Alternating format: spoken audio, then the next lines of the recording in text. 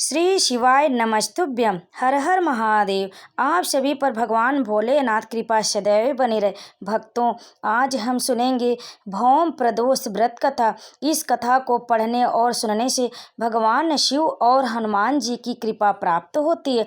किसी भी माह की त्रयोदशी तिथि को प्रदोष तिथि का व्रत किया जाता है और प्रदोष तिथि भगवान शिव को समर्पित है। यह तिथि मंगलवार के पड़ने की वजह से इस प्रदोष व्रत को भौम प्रदोष व्रत के नाम से जाना जाता है। धार्मिक मान्यता है कि भौम प्रदोष व्रत में कथा सुनने व कहने वाले को मोक्ष की प्राप्ति होती।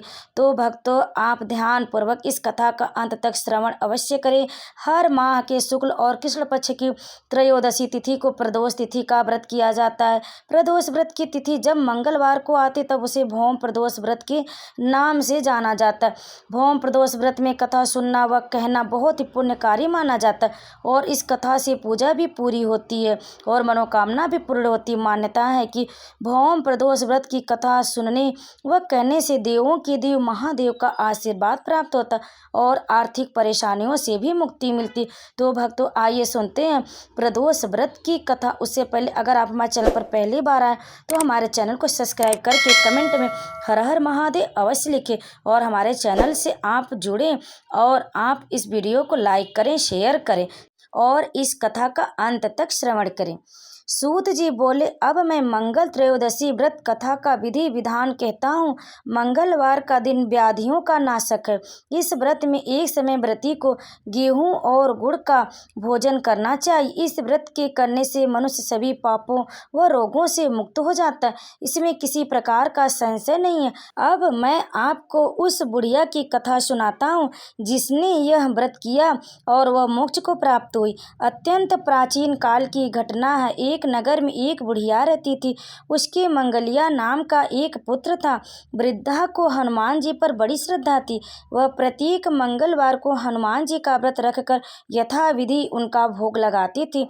इसके अलावा मंगलवार को एक न तो घर लिपती थी और न ही मिट्टी खोदती थी। इसी प्रकार से व्रत रखते हुए जब उसे काफ़ी दिन बीत गए तो हनुमान जी ने सोचा कि चलो आज इस वृद्धा की श्रद्धा की परीक्षा करें।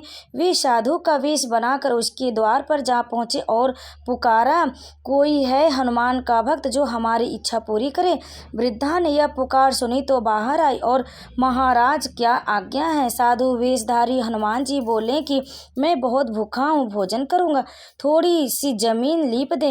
वृद्धा बड़ी दुविधा में पड़ गई। अंत में हाथ जोड़कर प्रार्थना की, हे महाराज, लीपने और मिट्टी खोदने के अतिरिक्त जो काम आप कहें वह मैं करने को तैयार हूँ। साधु ने 3 बार परीक्षा करने के बाद कहा, तू अपने बेटे को बुला, मैं उसे औधा लिटाकर उसकी पीठ पर आग जलाकर भोजन बनाऊंगा। वृद्धा ने सुना तो उसके पैरों तले की जमीन खिसक गई, मगर वह वचन हार चुकी थी। उसने मंगलिया को पुकार कर साधु महाराज के हवाले कर दिया, मगर साधु ऐसे ही मानने वाले न थे।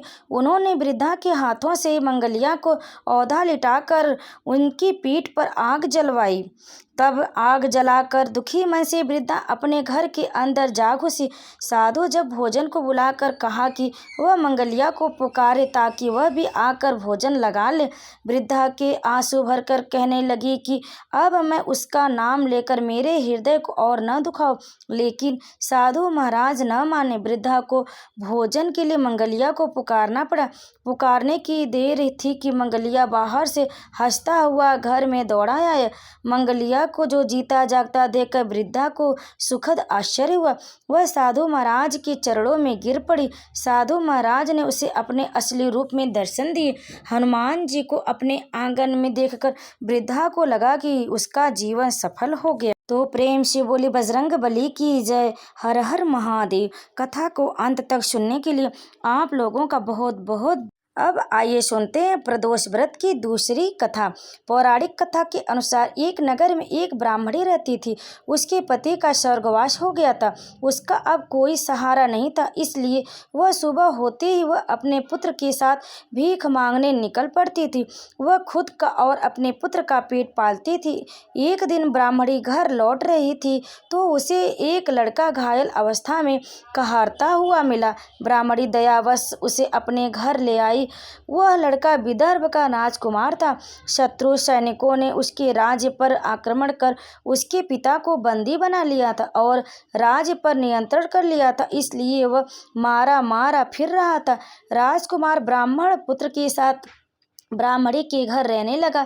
एक दिन अंशुमति नामक एक गंधर्व कन्या ने राजकुमार को देखा तो वह उस पर मोहित हो गई। अगले दिन अंशुमति अपने माता पिता को राजकुमार से मिलाने लाई। उन्हें भी राजकुमार पसंद आ गया। कुछ दिनों बाद अंशुमति के माता पिता को शंकर भगवान ने स्वप्न में आदेश दिया कि राजकुमार और अंशुमति का विवाह कर दिया जाए। वैसा ही फिर किया गया।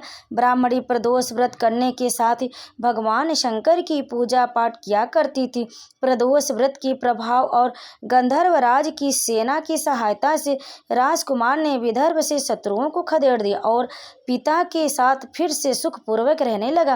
राजकुमार ने ब्राह्मण पुत्र को अपना प्रधानमंत्री बनाया। मान्यता है कि जैसे ब्राह्मणी के प्रदोष व्रत के प्रभाव से दिन बदले, वैसे ही भगवान शंकर अपने भक्तों के दिन फेरते हैं।